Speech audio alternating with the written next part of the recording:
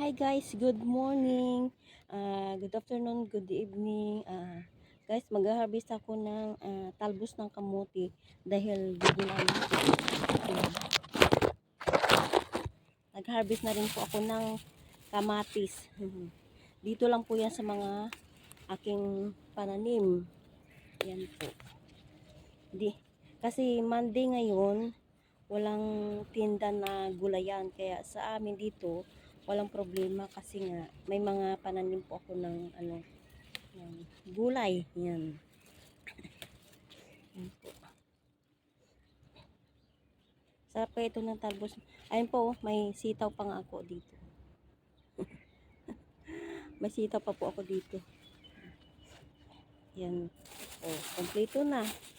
Marami po ako dito doon sa bahay ng kamatis na galing dito sa pananim ko. Dito hinaharvest ko lang kasi pag nagganito na siya ka yellow o pula, kinukuha ko na kasi minsan yung mga ibang tao dito nangunguha sa mga pananim ko. Yung minsan di nagpapaalam.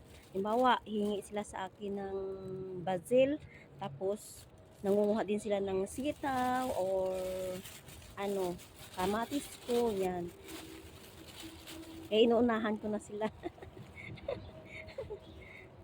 Yan. Maggugulay tayo ng talbos ng kamote. Yan. Sarap ito. Pambansang gulay ng mga chikwa dito sa sa Taiwan. Yan. Malawak dito yung mga gulayan ko sa talbos ng kamote. Hindi ko na kailangan kasi ito pag binili mo rin to isang tali, magkano din to, mahal din to. Nasa 35 or 40 ganun. Dito sa akin libre lang. Ang nangunguha lang dito sa akin ayun, kaibigan ko nga Pinay din.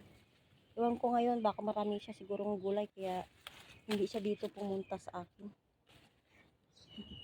Kasi pag gusto yan ko magluto ng talbos ng kamote, tatawag yan sa akin manginguha.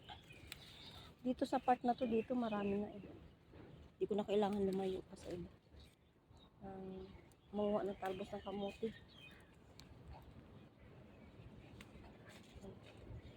Masarap ang talbos ng kamote. Yan. Yan.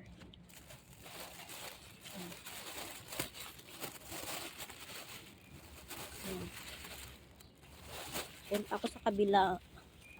Ay no, may mga yung basil ko. Yan yung mga kamatis ko dito na sobrang dami ng bunga. Saka yun dito pa Para siyang ubas sumamunga Yan. Ayun po, marami din dito. May mga basil ako dito. Yan. Ayan Tataba ng mga talbos ng kamote dito.